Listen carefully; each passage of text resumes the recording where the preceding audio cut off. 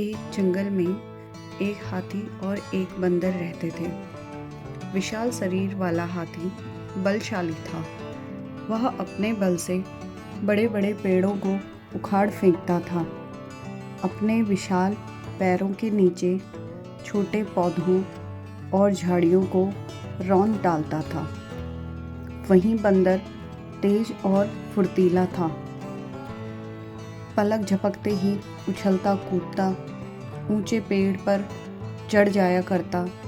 हाथी और बंदर दोनों को अपने अपने गुणों पर बहुत घमंड था और दोनों स्वयं को एक दूसरे से बड़ा समझते थे।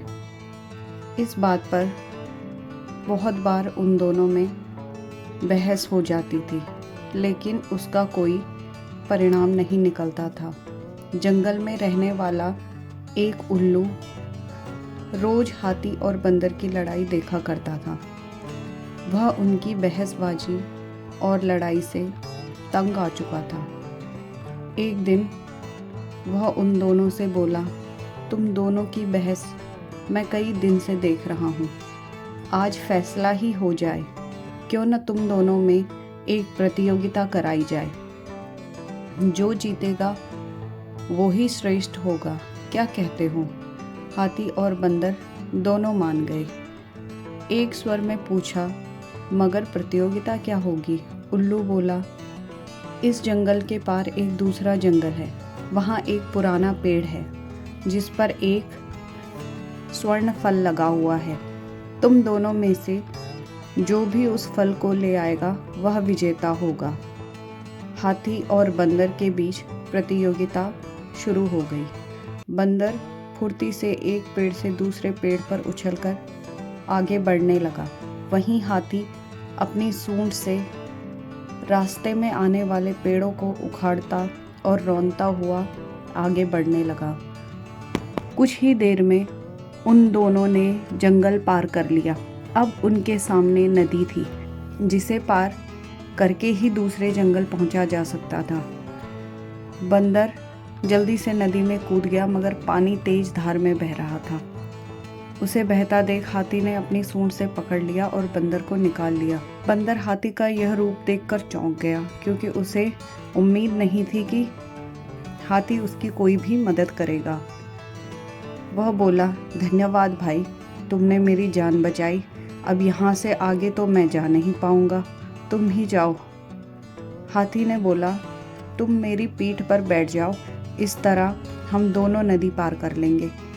बंदर हाथी की पीठ पर बैठ गया। हाथी ने बड़े आराम से नदी पार कर ली।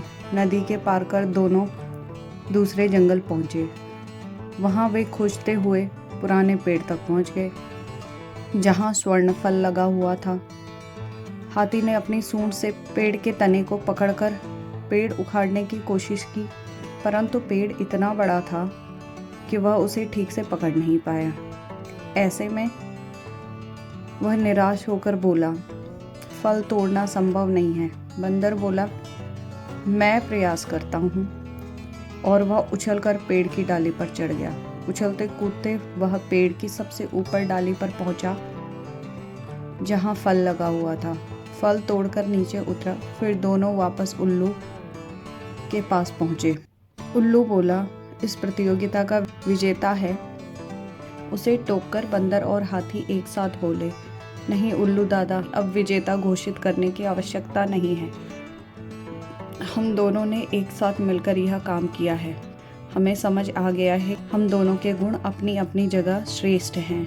हमने फैसला किया है कि अब हम कभी भी नहीं लड़ेंगे और दोस्त बनकर रहेंगे। उल्लू हंसने लगा।